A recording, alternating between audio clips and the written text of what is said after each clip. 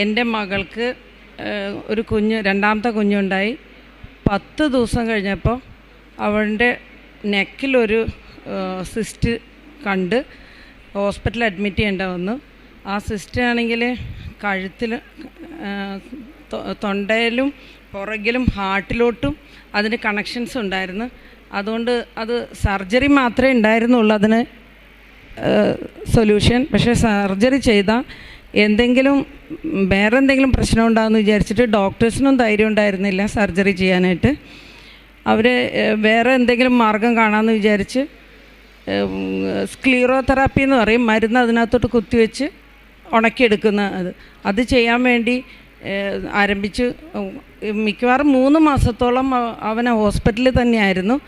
8 പ്രാവശ്യത്തോളം മരുന്ന് കുത്തിയെടുക്കുകയും ഓർമ്മ കിടത്തിയിട്ടാണ് OT പോയിട്ടാണ് അതൊക്കെ ചെയ്തുകൊണ്ടിരുന്നത്. 3 പ്രാവശ്യം സർജറിക്ക് തീരുമാനിച്ച് പിന്നെയും മാറ്റിവെക്കും. 4ാമത്തെ പ്രാവശ്യം സർജറിക്ക് പകരം ഒരു ട്യൂബ് ഇട്ട് തന്ന്, ബാഗ് ഇട്ട് തന്ന്. അത് കണ്ടപ്പോൾ ഞാൻ ഇവിടെ വന്ന് ഉടമ്പടി എടുത്ത് എൻ്റെ പോയി തൈലമൊക്കെ ഇട്ട് പുരട്ടി ചെയ്യുമ്പോൾ 10 ദിവസം കഴിഞ്ഞ് ഞാൻ അച്ഛനെ കാണാൻ വന്ന്. അച്ഛനെ കണ്ട് അച്ഛൻ പ്രാർത്ഥിച്ച അന്ന് തന്നെ എൻ്റെ മോൾക്കൊരു അനുഭവം ഉണ്ടായി. അതെൻ്റെ മോള് തന്നെ പറയും.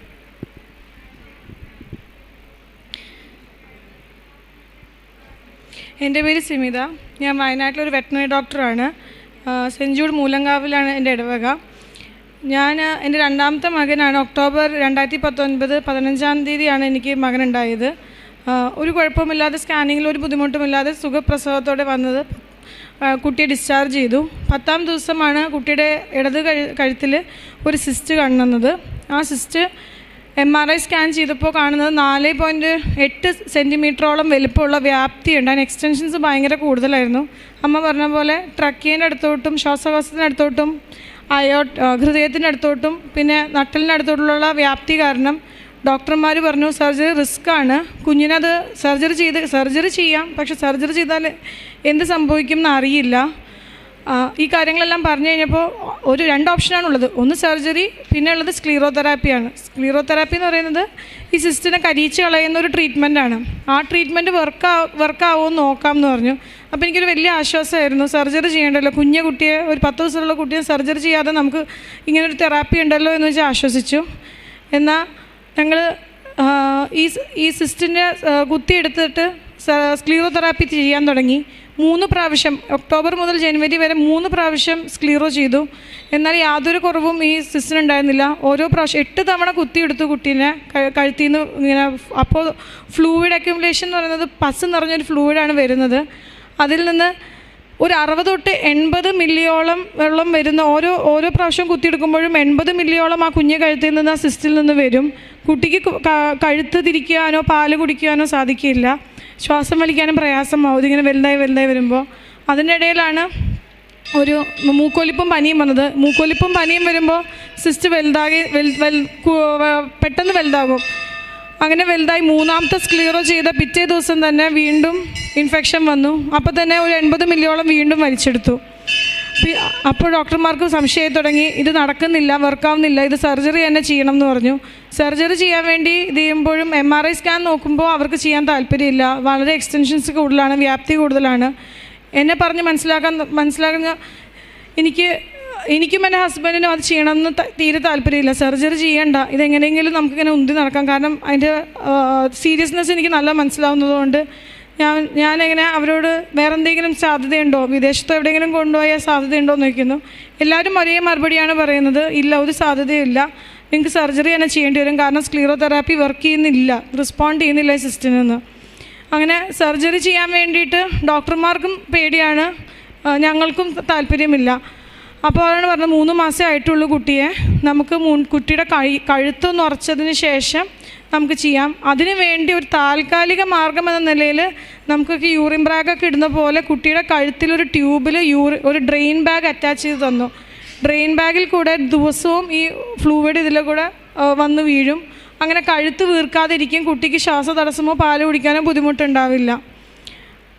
ആ ട്യൂബ് ഇട്ട് തന്നിട്ട് എന്നോട് പറഞ്ഞു ജനുവരി 20 ട്യൂബ് ഇട്ട് തന്നു, ഫെബ്രുവരി 26 സർജറി ചെയ്യാം, അപ്പോഴേക്കും 3 മാസമാകും. ഫെബ്രുവരി 26 ഡേറ്റ് തന്നിട്ട് എന്നെ മെഡിക്കൽ കോളേജിൽ നിന്ന് പറഞ്ഞു വിടുകയാണ്. അന്ന് ആ ട്യൂബ് ഇട്ട ഒരു കുട്ടീനെ ഞാൻ മെഡിക്കൽ കോളേജിൽ നിന്ന് പോരുമ്പോൾ ഞാൻ അന്ന് വായിച്ച കാര്യങ്ങളും ഞാൻ പഠിച്ച ശാസ്ത്രവും എല്ലാം ഞാൻ അവിടെ നിർത്തിവെച്ചാണ്. ഞാൻ വായിക്കും തോറും ടെൻഷൻ കൂടുകയല്ലാതെ എനിക്കൊന്നുമില്ല.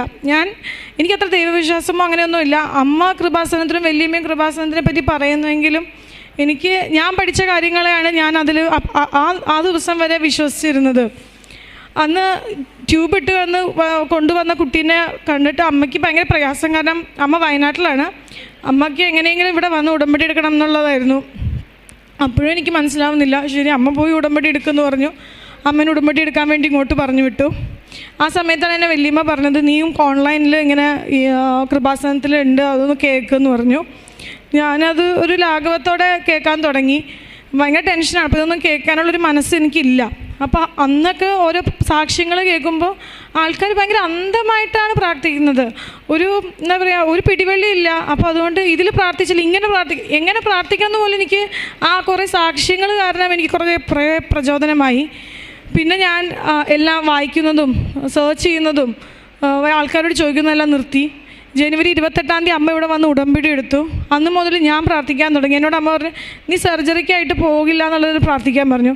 അങ്ങനെ ഫെബ്രുവരി 25 സ്കാൻ ചെയ്തതിന് ശേഷമാണ് അവർ നമുക്ക് സർജറി ചെയ്യാമെന്ന് പറഞ്ഞിരുന്നു.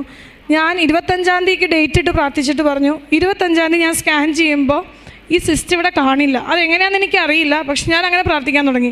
ഈ സിസ്റ്റ് ഇവിടെ കാണില്ല. ഞാൻ അന്ന് കോഴിക്കോട് മെഡിക്കൽ കോളേജിൽ നേരെ ഞാൻ കൃപാസനത്തിൽ വന്ന് സാക്ഷ്യം പറയും. അങ്ങനെ വേറൊന്നും ഞാൻ ചിന്തിക്കാതെ പ്രാർത്ഥിക്കാൻ തുടങ്ങി. ഫെബ്രുവരി 8 ജനുവരി 28 അമ്മയ്ക്ക് ജോസഫ് അച്ഛനെ കാണാൻ പറ്റിയില്ല. ഉടമ്പടി മാത്രമേ എടുത്തുള്ളൂ.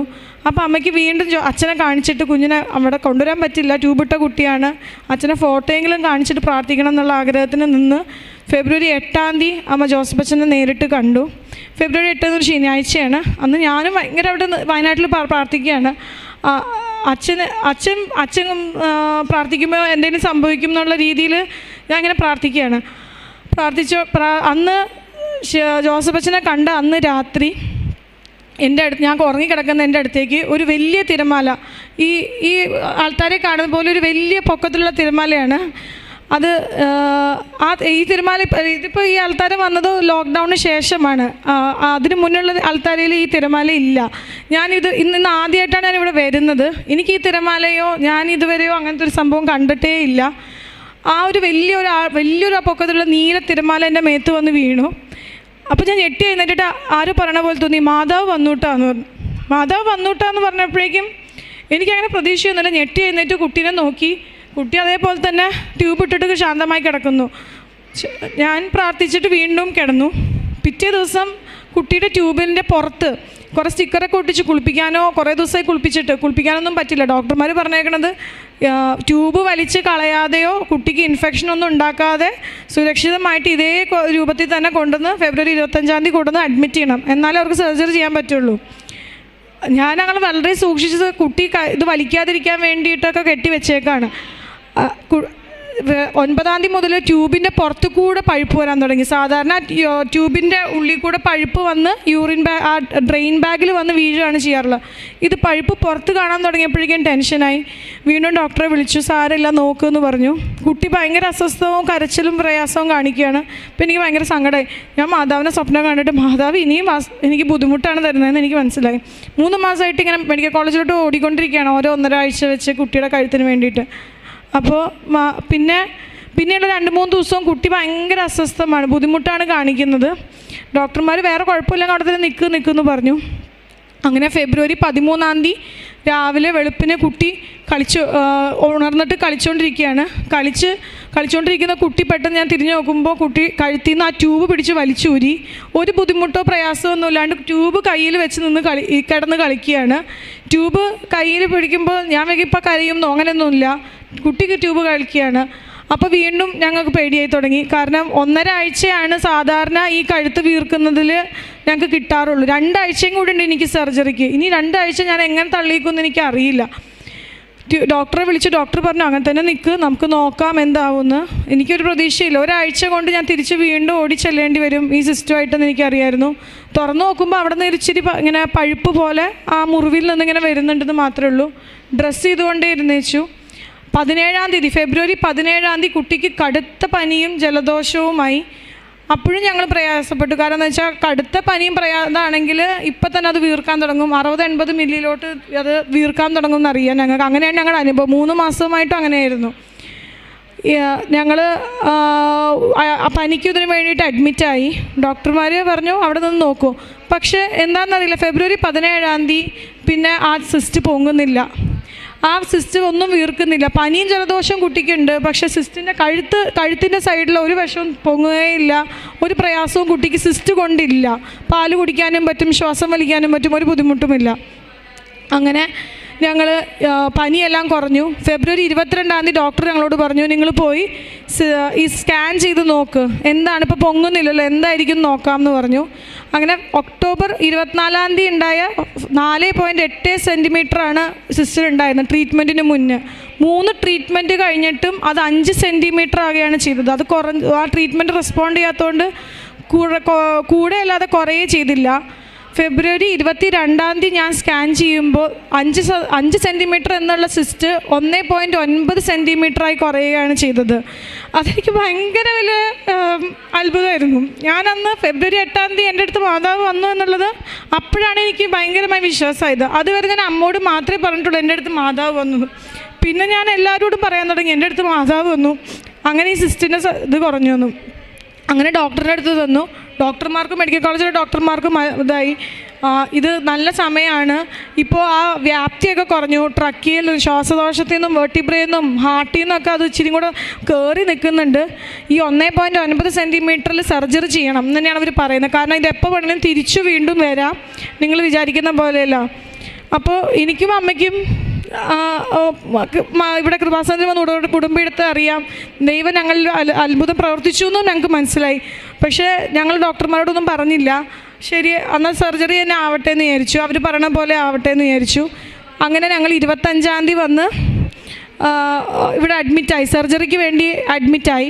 അതിനുവേണ്ടി അനസ്തേഷ്യക്കാരുടെ ഇന്ന് അനസ്തേഷ്യക്കാർ ഞങ്ങൾക്ക് ക്ലിയറൻസ് തരണം, സർജറി ചെയ്യാൻ കുഴപ്പമില്ല എന്ന്. പക്ഷേ അനസ്തേഷ്യക്കാർ ക്ലിയറൻസ് തന്നില്ല. കാരണം കഴിഞ്ഞ ആഴ്ചയാണ് ഈ കുട്ടിക്ക് അസുഖം വന്നത്, ജലദോഷവും പനിയും വന്നത്.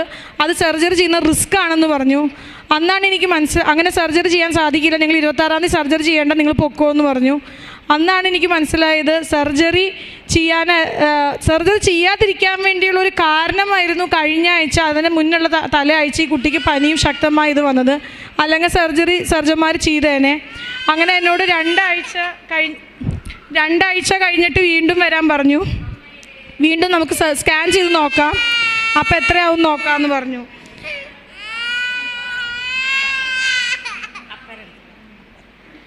ആ സിസ്റ്റ് 2 ആഴ്ച മാർച്ച് 9-ാം തീയതി ഞാൻ വീണ്ടും സ്കാൻ ചെയ്തു. അത് 1.9 സെൻറ്റിമീറ്റർ എന്നുള്ള ആ സിസ്റ്റ് 1/2 സെൻറ്റിമീറ്ററായി, ഒരു ലിംഫ് നോഡിനേക്കാളും ചെറുതായി അത് മാറിയിരിക്കുകയാണ്. അങ്ങനെ ഒക്ടോബർ 24-ാം തീയതി ഞങ്ങൾ ഡയഗ്നോസ് ചെയ്ത 5 സെൻറ്റിമീറ്റർ എന്നുള്ള സിസ്റ്റ് വെറും 1/2 സെൻറ്റിമീറ്ററായിട്ട് കുറയുകയാണ്. വലിയൊരു അനുഭവമാണ് എനിക്കുണ്ടായത്. അങ്ങനെ ദൈവവിശ്വാസമോ എനിക്ക് ഒരു രോഗസൗഖ്യമോ ഒന്നും ഞാൻ ഒരിക്കലും വിശ്വസിക്കുന്നില്ല. ഞാനീ പറഞ്ഞ പോലെ എൻ്റെ ശാസ്ത്രത്തിനാണ് ഞാൻ വിശ്വസിച്ചിരുന്നത്. ആ ശാസ്ത്രം മുട്ടുകുത്തിയ സമയത്ത് അവിടുന്ന് ആ ശാസ്ത്രത്തെ വിട്ടതിന് ശേഷമാണ് എൻ്റെ ജീവിതത്തിൽ വലിയൊരു അത്ഭുതം നടന്നത്. ഞാനെപ്പോഴും ഒരു വചനത്തെ ചിരിക്കാറുള്ളത്, കടുകുമണിയോളം വിശ്വാസം ഉണ്ടെങ്കിൽ നിങ്ങൾക്ക് മല കടലിൽ ചെന്ന് വീഴട്ടെ എന്നാണ് പറയാറുള്ളത്. അപ്പോൾ ഞാൻ പരിഹസിക്കും, കടുകുമണിയോളം വിശ്വാസം എന്ന് പറഞ്ഞാൽ എന്താണെന്ന്. എനിക്ക് കടുകുമണിയോളമുള്ള വിശ്വാസവും ഉണ്ടായിരുന്നില്ല. കടുകുമണിയോളം വിശ്വാസം ഉണ്ടായപ്പോഴാണ് എനിക്ക് എൻ്റെ ജീവിതത്തിൽ മലയെടുത്ത് കടലിൽ തള്ളാൻ സാധിച്ചത്. എനിക്ക് വലിയൊരു അനുഭവമാണ് ഉണ്ടായത്. ഇത് 1 വർഷമായി എനിക്കിവിടെ വന്ന് പറയണമെന്നുണ്ടായിരുന്നു. കൊറോണ കാരണം പിന്നെ എനിക്ക് കുഞ്ഞായിട്ട് വരാൻ പറ്റാത്തൊരു സാഹചര്യമാണ് ഉണ്ടായത്. നിങ്ങളെല്ലാവരും എനിക്കും എൻ്റെ കുടുംബത്തിനും വേണ്ടി പ്രാർത്ഥിക്കണം. എനിക്ക് ചെറുതും വലുതുമായി ഒരുപാട് അനുഗ്രഹങ്ങൾ അതിനുശേഷം ഉണ്ടായി. എൻ്റെ മക്കളെയും ദൈവവിശ്വാസത്തിനെ വളർത്തണം, ഈ ദൈവവിശ്വാസം തുടർന്ന് കൊണ്ടുപോകണം എന്നും വിചാരിച്ചുകൊണ്ടാണ് ഞാനിവിടെ നിൽക്കുന്നത്. ഈ വലിയൊരു സാക്ഷി ഞാൻ പറയുന്നത്, ഞാനൊരു വലിയ സാക്ഷിയാകട്ടെ എന്ന് വിചാരിച്ചിട്ടാണ് ഞാൻ ഇതുവരെ വെയിറ്റ് ചെയ്ത് ഇവിടെ ആൾക്കാരെ വന്ന് ഗൂഗിൾ മീറ്റിൽ പറയാതെ ഇവിടെ നിന്ന് പറയണമെന്ന് എനിക്ക് ഭയങ്കര ആഗ്രഹമായിരുന്നു. ഞാനൊരു വലിയ ടെസ്റ്റിമണി ആവട്ടെ എന്ന് വിചാരിച്ചിട്ട്. മറ്റ് സാക്ഷ്യങ്ങളെല്ലാം എൻ്റെ അമ്മ പറയും. എനിക്ക് പിന്നെ എൻ്റെ മോനെ ഒരു എക്സാം മിസ്സായിപ്പോയി. അവന് ഒരു വർഷം കഴിഞ്ഞ് ട്രെയിനിങ് കഴിഞ്ഞ് ഒരു വർഷം കഴിഞ്ഞിട്ടായിരുന്നു ആ എക്സാം വന്നത്. ആ സമയത്ത് അവനത് എഴുതാനായിട്ട് എന്തോ എഴുതിക്കുന്നില്ല അവർ. ഇപ്പോൾ എഴുതാൻ പറ്റില്ല, ഇനി രണ്ടാമത് അടുത്ത വർഷം എഴുതാൻ പറ്റുള്ളൂ എന്ന് പറഞ്ഞു. ഞാനത് കേട്ടപ്പോൾ എനിക്ക് ഭയങ്കര വിഷമമായി. ഒരു വർഷം വെയിറ്റ് ചെയ്തൊരു സാധനം ഇനിയും ഒരു വർഷം കഴിയണമല്ലോ എന്ന് വിചാരിച്ച് അവൻ പറഞ്ഞപ്പോൾ ഞാൻ അവൻ്റെ അടുത്ത് പറഞ്ഞു, മോൻ വിഷമിക്കേണ്ട, പ്രാർത്ഥിച്ചുകൊണ്ടിരിക്കുകയെന്ന് പറഞ്ഞു. ഞാൻ എന്താവശ്യമുണ്ടെങ്കിലും ഞാനിങ്ങനെ കണ്ടിന്യൂസ് ഉപവാസം എടുത്ത് പ്രാർത്ഥിക്കുന്ന ഒരാളാണ്. അപ്പം അവൻ എൻ്റെ അടുത്ത് പറഞ്ഞിട്ട് 10 ദിവസം കൂടെ ഉണ്ട് എക്സാമിന് ഡേറ്റ്. ഞാൻ ആ 10 ദിവസം ഉപവാസം എടുത്ത് പ്രാർത്ഥിച്ചുകൊണ്ടിരുന്നു. എൻ്റെ അമ്മ ഒരു അവസരം അവന് കൊടുക്കണേ എന്ന് പറഞ്ഞ് ഞാൻ പ്രാർത്ഥിച്ചുകൊണ്ടേയിരുന്നു. പക്ഷേ അവൻ്റെ എക്സാമിൻ്റെ ഡേറ്റിലും അവന് അവസരം കിട്ടിയില്ല. പക്ഷേ ഒരു വർഷം കഴിഞ്ഞിട്ടേ ഇനി ഉള്ളൂ, ആ എക്സാം ഉള്ളൂ. പക്ഷെ എന്തോ അത്ഭുതമാണെന്ന് അറിയില്ല, പിറ്റത്തെ മാസം തന്നെ അവൻ എന്നെ വിളിച്ചിട്ട് പറഞ്ഞു, അമ്മ അവരെൻ്റെ അടുത്ത് പറഞ്ഞു നാളെ എക്സാമാണ്, നിനക്ക് എഴുതാൻ പറ്റുമോ എന്ന് ചോദിച്ചു എന്ന് പറഞ്ഞു. അവൻ പറഞ്ഞു പോയി തീർച്ചയായിട്ടും എനിക്ക് പറ്റും. ഞാൻ പറഞ്ഞു നീ ആ വിശ്വാസത്തിൽ പോയി എഴുതിക്കോ, അമ്മ ഇവിടെ ഇരുന്ന് പ്രാർത്ഥിച്ചോളാം എന്ന് പറഞ്ഞു. അവൻ പിറ്റേ ദിവസം തന്നെ ആ എക്സാം എഴുതി ഡിസ്റ്റിങ്ഷനോടുകൂടി പാസ്സാകുകയും ചെയ്തു. അമ്മ എനിക്കത് ഇപ്പോൾ ഈ കൊറോണ കാലത്ത് ഇനി ആ എക്സാം ഈ ഒരു വർഷം കഴിഞ്ഞിട്ടും വന്നിട്ടില്ല, ഇനി അടുത്ത വർഷം വരുമെന്ന് അറിയില്ല. അവന് സെക്കൻഡ് ട്രെയിനിങ്ങിന് സെലക്ഷൻ ആവുകയും ചെയ്തു. പിന്നെ എൻ്റെ മരുമകന് UK-ലാണ് അവർക്ക് മകളുടെ ഹോസ്പിറ്റലിന്, അവളൊരു ഡോക്ടർ തന്നെയാണ്, അവളുടെ ഹോസ്പിറ്റലിൻ്റെ വീടിൻ്റെ അടുത്തായിട്ടൊരു ജോലി ശരിയാകണമെന്ന് വിചാരിച്ചിട്ട് ഞാൻ പ്രാർത്ഥിച്ചുകൊണ്ടിരുന്നു. പക്ഷേ കൊറോണ വന്ന സമയത്തിന് തൊട്ട് മുന്നായിട്ടാണ് അവരവിടെ ചെന്നത്. അതുകൊണ്ട് എല്ലാം ലോക്ക്ഡൗൺ ആയതുകൊണ്ട് കിട്ടാനും ഭയങ്കര ബുദ്ധിമുട്ടായിരുന്നു, എല്ലാവരും ജോലി പോകുന്ന സമയമായിരുന്നു. പക്ഷേ ഞാനിങ്ങനെ പ്രാർത്ഥിച്ചുകൊണ്ടിരുന്നു, എനിക്ക് അവിടെ ചെന്ന് അവരെ സഹായിക്കാൻ പറ്റുന്ന നേരത്തിന് അവന് ജോലി ശരിയാവണേന്ന് പ്രാർത്ഥിച്ചുകൊണ്ടിരുന്നു. അതുപോലെ തന്നെ സെപ്റ്റംബർ ആയപ്പോൾ എനിക്ക് അങ്ങ് പോകാൻ പറ്റുന്ന അവസ്ഥ വന്നു, കാരണം ഫ്ലൈറ്റൊക്കെ റെഡിയായി. ആ സമയത്ത് അവന് ജോലി ശരിയാക്കി ഞാൻ അവിടെ പോയി അവരെ സഹായിക്കുകയും ചെയ്തു. അത് വലിയൊരു അത്ഭുതമായിട്ടാണ് തോന്നിയത്, കാരണം ആ സമയത്ത് ആർക്കും അങ്ങനെ ജോലി കിട്ടില്ലായിരുന്നു. അതുപോലെ തന്നെ അവന് കിട്ടി. പിന്നെ എൻ്റെ കാലിന് നീ റീപ്ലേസ്മെൻറ്റ് ചെയ്തിട്ട് 3 വർഷത്തിലും മേലെ ആയിട്ടുണ്ട്. അന്ന് മുതൽ ഞാൻ കുറച്ച് നേരമെങ്കിലും എനിക്ക് മുട്ടുകുത്താൻ ഞാൻ ശ്രമിക്കുമായിരുന്നു. ഒരുപാട് പ്രാവശ്യം എല്ലാ കുർബാനയിലും ഞാൻ ശ്രമിക്കും, പക്ഷെ എനിക്ക് സാധിക്കില്ലായിരുന്നു. ഇവിടെ വന്ന് ഞാൻ ഈ കുഞ്ഞിന് വേണ്ടി പ്രാർത്ഥിക്കാൻ വേണ്ടി അവിടെ ഉണ്ടായിരുന്ന മാതാവിൻ്റെ മുന്നിൽ കുഞ്ഞിന് വേണ്ടിയാണ് പ്രാർത്ഥിക്കാൻ വേണ്ടി ഞാൻ മുട്ടുകുത്തി. ഞാൻ വേറെ ഒന്നും ചിന്തിച്ചിരുന്നില്ല, മുട്ടുകുത്തി അങ്ങ് പ്രാർത്ഥിച്ചുകൊണ്ട് കുഞ്ഞിന് വേണ്ടി പ്രാർത്ഥിച്ചുകൊണ്ട് പോയി. പിന്നെ പിറ്റേ ദിവസം മുതൽ ഞാൻ ശ്രമിക്കുമ്പോൾ എനിക്ക് എവിടെയാണെങ്കിലും മുട്ടുകുത്താൻ സാധിക്കുന്നു. ഇപ്പോൾ എത്ര നേരം വേണമെങ്കിലും എനിക്ക് മുട്ടുകുത്താൻ ഒരു കുഴപ്പമില്ല. പിന്നെ എൻ്റെ മകൾക്കാണെങ്കിലും അലർജി, കഴുത്ത് വേദന, കൈവേദന, ഇങ്ങനെ എപ്പോഴും ഭയങ്കര ഇതാണ്. അതിനുവേണ്ടി ഞാൻ പ്രാർത്ഥിച്ചുകൊണ്ടിരുന്നു. അതിങ്ങനെ പൂർണ്ണമായും മാറിയില്ലെങ്കിലും ഇപ്പോൾ വല്ലപ്പോഴേ വരുന്നുള്ളൂ, അതും വളരെ അപൂർവമായിട്ട്.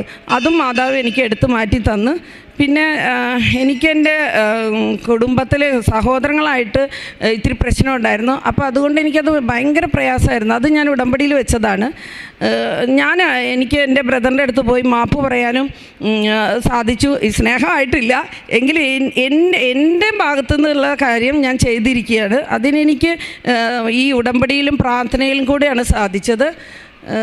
പിന്നെ പ്രാർത്ഥനയിൽ കൂടുതൽ പ്രാർത്ഥിക്കാനും എല്ലാത്തിനും ഇതുകൊണ്ട് സാധിക്കുന്നുണ്ട്. അമ്മ മാതാവ് ഞങ്ങൾക്ക് തന്ന എല്ലാ അനുഗ്രഹങ്ങൾക്കും ഒരുപാട് നന്ദി പറയുന്നു. കരങ്ങളടിച്ച് നമുക്ക് കർത്താവിനെ മഹത്വപ്പെടുത്താൻ വലിയൊരു സാക്ഷ്യമാണ്. കാരണം ഈ കുടുംബത്തിൻ്റെ ഗതി മാറ്റിയൊരു സാക്ഷ്യമാണ്. അതെന്തുകൊണ്ടാണ് നടന്നതെന്ന് വെച്ചാൽ ഉടമ്പടി പ്രാർത്ഥന വഴിയാണ്. ഈ സാക്ഷ്യം പറഞ്ഞ സഹോദരി ഒരു വെറ്റനറി ഡോക്ടറാണെന്ന് പറഞ്ഞു. അപ്പോൾ മെഡിക്കൽ സയൻസിനെ അന്ധമായിട്ട് വിശ്വസിച്ചു. പക്ഷേ യുക്തിക്കപ്പുറമാണ് വിശ്വാസം, ദൈവസ്നേഹത്തിൻ്റെ ആ ഒരു ആഴമെന്ന് തെളിയിച്ചു കൊടുക്കുന്നതായിരുന്നു ആ സാക്ഷ്യം. അപ്പോൾ ഈ വലിയൊരു പ്രതിസന്ധി ഘട്ടത്തിൽ ഈ മകളുടെ അമ്മയാണ് കൃപാസനത്തിൽ വന്ന് ജനുവരി മാസം ഉടമ്പടി എടുത്തത്. ഇപ്പോൾ ഫെബ്രുവരി മാസമാണ് ബഹുമാനപ്പെട്ട ജോസഫ് അച്ഛനെ മൊബൈലിൽ ഈ കുഞ്ഞിൻ്റെ, ഈ രോഗമുള്ള കുഞ്ഞിനെയാണ് നമ്മൾ കുറച്ച് മുമ്പ് കണ്ടത്. അപ്പോൾ ആ കുഞ്ഞിൻ്റെ സൈഡിൽ ആ ട്യൂബ് ഇട്ട പാട് കാണിച്ചു തന്നായിരുന്നു. അപ്പോൾ ഈ മകൻ്റെ ഫോട്ടോ കാണിച്ചാണ് ബഹുമാനപ്പെട്ട ജോസഫ് അച്ഛൻ പ്രാർത്ഥിച്ചത് അല്ലേ? ഫോട്ടോയിൽ മൊബൈലിൽ ഫോട്ടോ കണ്ടാണ് ബഹുമാനപ്പെട്ട ജോസഫ് അച്ഛൻ ഫെബ്രുവരി 8 ഈ കുടുംബത്തിൻ്റെ ഗതി മാറ്റിമറിച്ച ആ ദിവസം അതായിരുന്നു, ഫെബ്രുവരി 8. കാരണം അന്ന് സംഭവിച്ചതാണ്, തൈക്കാട്ടുശ്ശേരിയിൽ ബഹുമാനപ്പെട്ട ജോസഫ് അച്ഛനെ കണ്ടാണ് അമ്മ ഈ മൊബൈലിൽ ഈ കുഞ്ഞിൻ്റെ ഈ പിക്ചർ കണ്ട വലിയൊരു നൊമ്പരപ്പെടുത്തുന്നൊരു വിഷയമാണ്. കാരണം ഡോക്ടർ ഓൾറെഡി പറഞ്ഞു സ്ക്ലീറോതെറാപ്പി ഫെയിലായാൽ ചാൻസ് കുറവാണെന്നല്ല, ചിലപ്പോൾ ഇത് വിജയിക്കാന്നുള്ള രീതിയിൽ ഡോക്ടേഴ്സ് എപ്പോഴും അങ്ങനെ പറയത്തുള്ളൂ. അതായത് ഇതല്ലെങ്കിൽ ഇതർ ഓർ എന്നുള്ള രീതിയിൽ. അപ്പോൾ സ്ക്ലീറോ തെറാപ്പി സ്റ്റാർട്ട് ചെയ്യാം, പക്ഷേ അവർ ആ മെഡിക്കൽ സയൻസ് രീതി പറഞ്ഞെങ്കിലും യാതൊരു വ്യത്യാസം ഉണ്ടായിരുന്നില്ലെന്ന് പറഞ്ഞു. അതായത് 4.8 mm അല്ലേ, 4.8 mm വലിപ്പം ഉണ്ടായിരുന്ന സിസ്റ്റ് ഈ സ്ക്ലീറോ തെറാപ്പി കഴിഞ്ഞപ്പോൾ 5 mm ആയിട്ട് കൂടിയെന്നാണ് പറഞ്ഞത്. അപ്പോൾ അവിടെ ഈ മകൾ പഠിച്ച ആ ഒരു സയൻസിൽ കർത്താവ് അവിടെ ഒരു വലിയ അത്ഭുതം ചെയ്യുകയായിരുന്നു. ഈ മകളുടെ വിശ്വാസം വർദ്ധിപ്പിക്കാൻ വേണ്ടിയിട്ട് അവിടെ കാണിച്ചു കൊടുത്തു. സ്ക്ലീറോ തെറാപ്പി ചെയ്തിട്ടും 5 ആയിട്ട് കൂടുകയും ചെയ്തതെന്ന്. പിന്നെ എന്താണ് സംഭവിച്ചത് നമ്മൾ നേരിട്ട് കേട്ടു. ഫെബ്രുവരി 8 അച്ഛൻ്റെ കൈവപ്പ് ശുശ്രൂഷ വഴി അന്ന് ഇവിടെ വന്ന് പ്രാർത്ഥിച്ചപ്പോൾ, വയനാട്ടിലാണ് കുഞ്ഞിരിക്കുന്നത്. അപ്പോൾ വയനാട്ടിലെ കൃപാസന അൾത്താരയിലെ ഈ തിരയടിച്ച് വരുന്ന വലിയ തിരമാല ഈ മകളിങ്ങനെ കാണുകയാണ്. അപ്പോൾ ഒരു സ്വരം കേട്ടു, അമ്മ വന്നു എന്ന്. വലിയൊരു സാക്ഷ്യമാണ്. ഉടമ്പടി എടുക്കുന്ന ഓരോ വ്യക്തിയുടെയും ജീവിതത്തിൽ സംഭവിക്കുന്നതാണ്. സഞ്ചാരി മാതാവ് കൃപാസന അൾത്താരയിൽ നിന്ന് ഇറങ്ങി ഏത് മക്കൾക്കാണോ അമ്മയുടെ സാമീപ്യം വേണ്ടത് അവിടെ ചെന്നു. ഈ മകൾ വ്യക്തമായിട്ട് ആ സ്വരം കേട്ടു, അമ്മ വന്നു എന്ന്. പിന്നീട് അങ്ങോട്ട് അത്ഭുതമായിരുന്നു. സ്ക്ലീറോ തെറാപ്പി ചെയ്തിട്ടും ചുരുങ്ങാത്ത സിസ്റ്റ് എത്രയായെന്ന് പറഞ്ഞാൽ 1.9 സെൻറ്റിമീറ്റർ ആയിട്ട് മാറി അല്ലേ, 1.9 മാറി. പിന്നീട് മാതാവ് തന്നെ കാണിച്ചു കൊടുത്തു സർജറി വേണ്ടെന്ന്. എങ്ങനെയാണ്? ആ ട്യൂബ് പുറത്തോട്ട് പോയ ആ മകൻ നോർമലായിട്ട് ആ സിസ്റ്റ് വലുതായി, ആ ഭാഗമൊക്കെ വലുതായിട്ടിരിക്കേണ്ടതാണ്. അങ്ങനെ യാതൊരു പ്രശ്നം ഉണ്ടായിരുന്നില്ല. രണ്ടാമത്തെ സ്കാനിങ്ങിൽ വീണ്ടും ആ സിസ്റ്റ് ചുരുങ്ങി.